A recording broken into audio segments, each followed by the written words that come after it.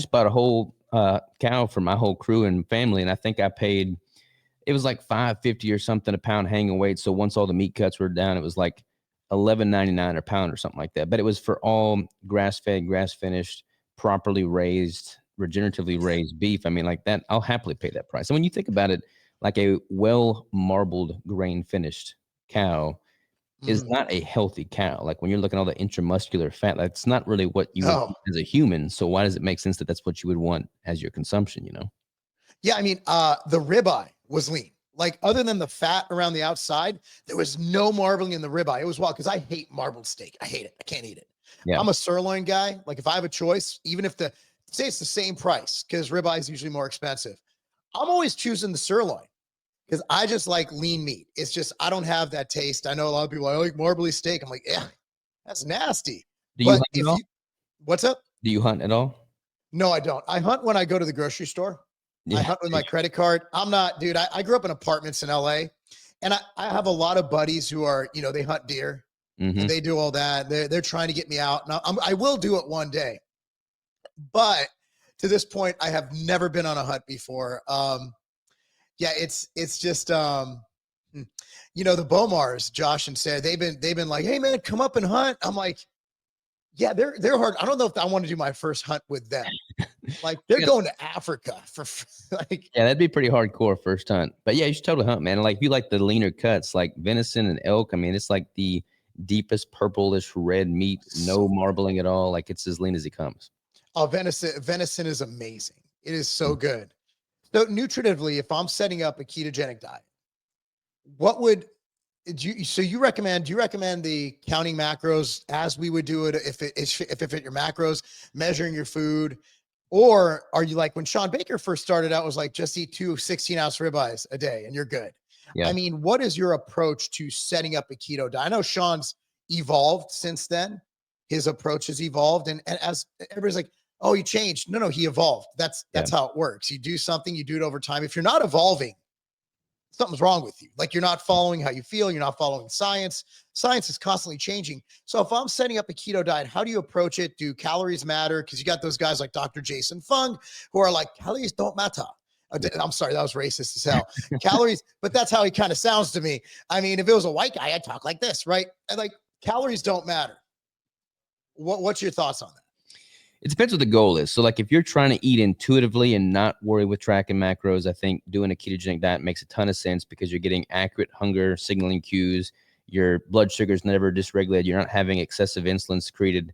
I mean, if you're going to eat intuitively, eating primarily fats and proteins and some vegetation is a pretty safe way to go about it. But if you're trying to get dialed in and compete, like when I got down to 3.9% body fat for my shows, yeah, I was shredded, man. But like I would not have been able to intuitively get that lean because that is beyond what is intuitive for the human body to do. Like I have to push it to the extreme. So in that context, I'm tracking everything. I'm following a, macro-based flexible dieting approach, or if it fits your macros approach, but with the carnivore keto diet as the foundation.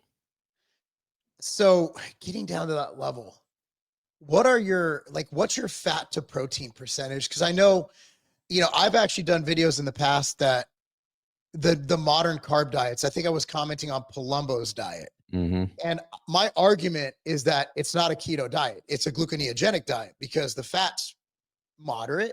Yeah. And the protein is 1 gram to 1.5 grams per pound, depending on your weight. And people got really mad at me because they're like, no, I'm like, dude, I don't know. Like, what's your opinion on the fat to protein ratio? What is a ketogenic diet? What do you personally put it at? Let's say when you're in prep. So, I mean, you've got my book. I've got like 7 phases that I run through, and I'll start a competition prep at 80% of my calories coming from dietary fat. And I'll start at about my maintenance caloric intake. So at that point, I might be consuming 300 grams of fat, 150 grams of protein, but then each week my macros change slightly. And I'll have a period where I start increasing my protein while I'm simultaneously dropping my dietary fat to find my unique protein threshold. And that's going to be different for everybody. But people make the mistake of saying, okay, I'm going keto. I'll cut out the carbs. I'll have super high protein and moderate fat. But like you're taking away your primary fuel substrate if you're coming from a carbohydrate-based approach. You feel like shit when you go keto because you don't give yourself enough dietary fat. Your body doesn't yet know how to use its stored fat. And then you wind up deviating from the diet because you don't feel or perform well. So you got to replace that that fuel with something. So dietary fat being high at the onset is always my go-to. Okay. Well, so apparently we agree that and also, yeah, you are right. You will feel better with higher fat. And you have your beautiful brick that your keto brick that is a super high fat source. Cause I know people are wondering, how the hell do I get that split? Like 300 to 100? That's crazy work. Right. But the bottom line is he actually created something called the keto brick that actually is super high fat and will help you get down into that level and have a very high fat. I think we'll call it like a fat bomb, where, but it's a delicious source of fat. It's a treat. Yeah, and I never made that with the intent of selling it. Like I made that when I started doing a prep with keto in 2017. There was nothing on the market at the time, so I made that out of my own necessity to just get that higher fat ratio at the onset. And then people kept asking me about it, and I'm like, well, I guess I'll roll up my sleeves and make some and sell them, see how they do. But yeah, that was just for my own personal consumption to scratch my own itch, as they say. Hey, that's how I created the outright bar. My kids need a snack for between soccer tournament games. Yeah. Like that's where the best inventions come from. Because if you're having a problem, the chances are other people are wondering too. Because I know the first question in the comments would have been, how do you get 300 to 100? Like, how do you do that? And you created a solution. So there you go. And I'm sure that's helped a lot of people who've just given up on keto because they just couldn't figure out how to get the fats. Do I drink oil? Do I eat butter? It's like, what do I do? And you're like, no, here's a brick. You know, it's easy. I mean, yeah, quality fat's not super convenient. I mean, like you go to a gas station, you got all kinds of jerky options. You got all kinds of like, eggs, hard-boiled eggs. You got all kinds of options for protein and carbs, but there's not really good ready-to-eat sources for a quality fat. You got all the seed oils and crappy fats. But yeah, I wanted to just streamline that process. Yeah, so that's another big topic, seed oils. And I don't get in the weeds on it. Like if you read like Dr. Lane Norton and a couple other people, Alan Aragon, if you look at the data, it's actually favoring the health benefits of seed oils. My opinion is like everything like that. Like if you get a couple micrograms of seed oils, you're probably okay. Yeah. But if you're eating, but what I see seed oils as is it's kind of it's a symptom of a problem.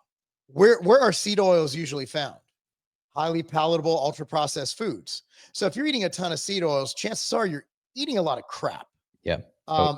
So that's my opinion. I think, and then you see the deleterious health effect. Oh, I cut out seed oils. It's like, where were you getting those seed oils? And I bet if you sprinkled a little bit of seed oil on your steak, just out as an experiment, nothing would happen. You'd be like, oh, okay. But if you were to eat the foods that normally contain seed oil, that's when you get those testimonials. Man, I cut out seed oil. It's like, how? What was the food source you took away? And that gets back to what you said at the beginning.